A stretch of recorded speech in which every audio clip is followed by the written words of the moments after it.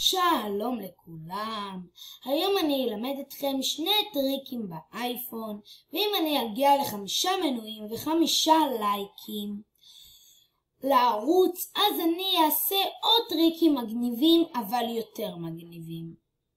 אוקיי, הטריק הראשון, בואו נתחיל. הטריק הראשון הוא להגדיל את המדבקה שבוואטסאפ.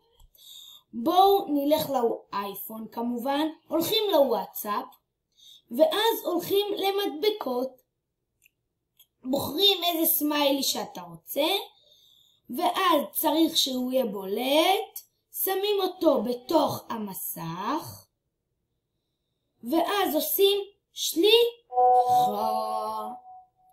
שליחה, ואז אתם יודעים מה קורה?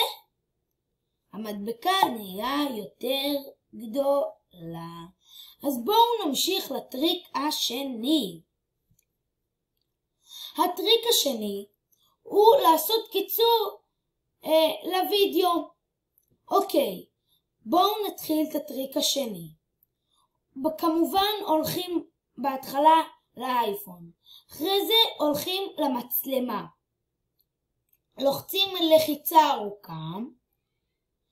ואז אתה הולך למנעול, ואז יש וידאו, ואז אתה יכול לצלם, להפסיק את הוידאו, להגדיל את הוידאו. זה ממש ממש טוב. טוב, אם נהניתם בסרטון, אז תעשו לייק, תירשמו לערוץ, וביי ביי. ביי.